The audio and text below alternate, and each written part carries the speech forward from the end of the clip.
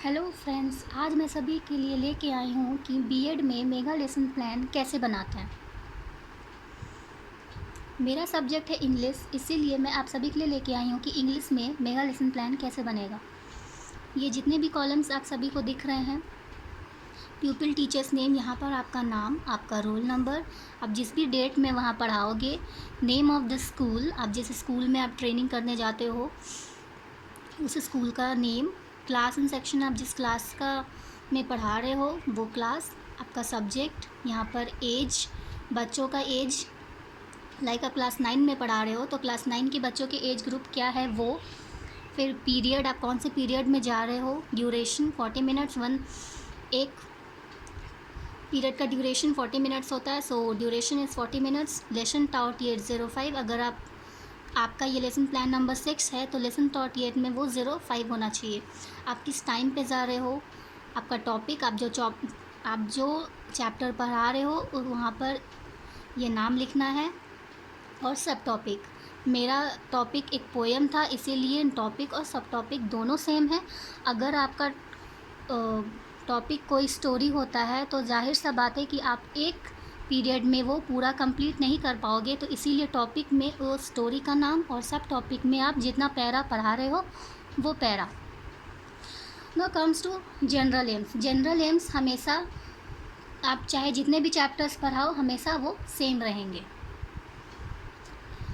Then comes to specific objectives. Specific objectives is now divided into three parts: cognitive, affective and psychomotory. Cognitive is then also divided into three parts: knowledge, understanding and application. Knowledge, understanding और application में, knowledge में आप क्या knowledge gain कर रहे हो, क्या समझ रहे हो, एप्लीकेशन में आप उससे क्या अप्लाई कर रहे हो, आपको ये लिखना है। फिर अफेक्टिव और साइकोमोटरी में भी learner will be able to know about the poem, उस पोएम से वो क्या सीख रहा है वो लिखना है। साइकोमोटरी में learner will be able to develop the reading and speaking skill. Reference to be used में आप उस चैप्टर को पढ़ाने के लिए आप जिस बुक का या अदर किसी भी सोर्स का इस्तेमाल हेल्प ले रहे हो तो आपको यहाँ पर वो लिखना है। मेथड्स ऑफ टीचिंग में आप जिस भी मेथड का इस्तेमाल कर रहे हो आपको वो मेथड लिखना है। And then techniques and skills of teaching में introduction and questioning. Maxims of teaching में आप जिस मैक्सिम, वहाँ पर जो मैक्सिम यूज़ हो रहा है वो मैक्सिम लिखो। टीचिंग एड्स जो भी आप यूज़ कर रहे हो, जनरल एड्स में black board, chalk, duster, pointer. Specific aids में टेक्स्ट बुक, बीबी क्लॉथ एक्सेट्रा। व्हाट इज़ फिर प्रीवियस नॉलेज ऐसा होता है कि जब हम कोई भी चैप्टर पढ़ाते हैं तो उसके पहले हम कुछ सवाल करते हैं बच्चों से, तो वही होता है प्रीवियस नॉलेज। अगर हम कोई एक चैप्टर पढ़ाने, जैसे मेरा चैप्टर था द स्नेक ट्राइंग, वो चैप्टर पढ़ाने से पहले हम बच्चों से उसी से रिलेटेड कुछ सवाल करेंगे, तो वही प्रीवियस नॉलेज में वो सारे क्वेश्चंस मैंने लिखे हैं। What are they called as they crawl and move, तो बच्चों के थ्रू जवाब आएगा reptile.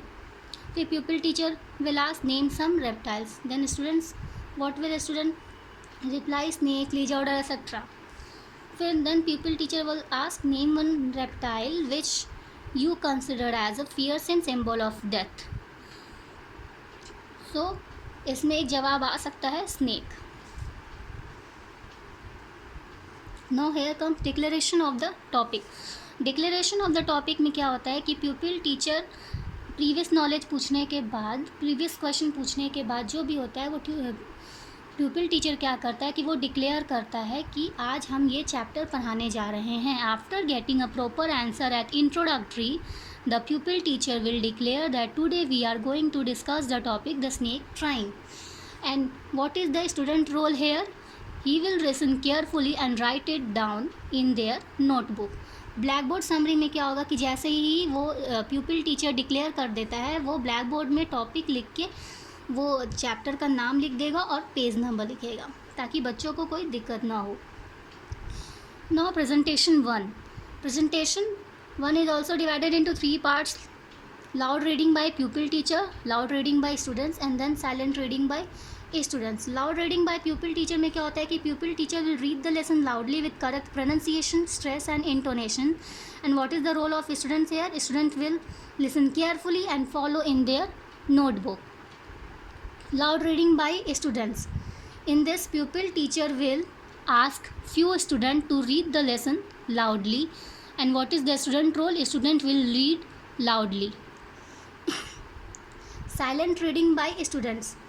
Pupil teacher will ask the student to read the passage without moving their lips and fingers on the page, and will supervise them and will ask them to find some difficult words. And what is the student role here? Student will read the lesson silently and will try to find out the difficult words.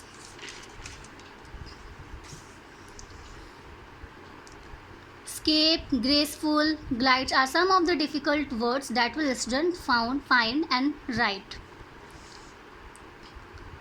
5 to 6 you can write difficult words.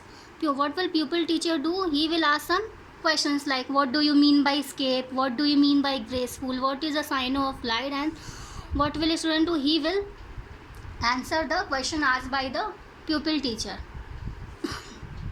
After this, analysis of the text is done. While analyzing, pupil teacher will ask the following question with the students, and during analyzing, the student will listen carefully and answer the question asked by the pupil teacher. Analysis of the text. In this column, you have to write the summary of the chapter, what you have taught in the class. And after analyzing, you will ask some question with the student like what is the snake trying to do? Is the snake big or small? What is the color of the snake? All related to the topic. And what will the student do? He will try to answer the question.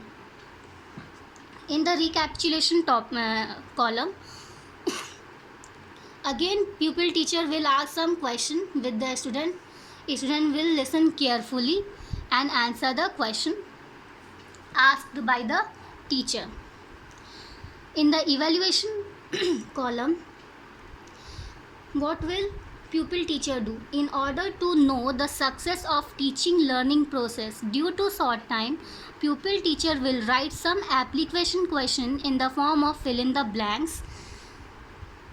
Now, evaluation column में क्या होता है कि pupil teacher देखने के लिए कि वो जो भी टीचिंग लर्निंग प्रोसेस उसका हुआ है वो सक्सेस किया है कि नहीं, कम समय में वो इतना नहीं जान पाएगा, इसीलिए वो क्या करेगा कि एप्लीकेशन फॉर्म में वो कुछ क्वेश्चंस बच्चों को देगा in the form of fill in the blanks, और बच्चे क्या करेंगे? बच्चे उस सारे क्वेश्चंस को अच्छे से सुनेंगे और उसका जवाब देने का कोशिश करेंगे.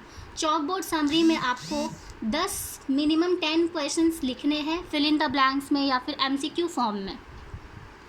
उसके बाद होम असाइनमेंट, आप चैप्टर पढ़ाओगे, चैप्टर ख़त्म होगा, चैप्टर ख़त्म होने के बाद आपको बच्चों को कुछ होम असाइनमेंट देने हैं टॉपिक से रिलेटेड.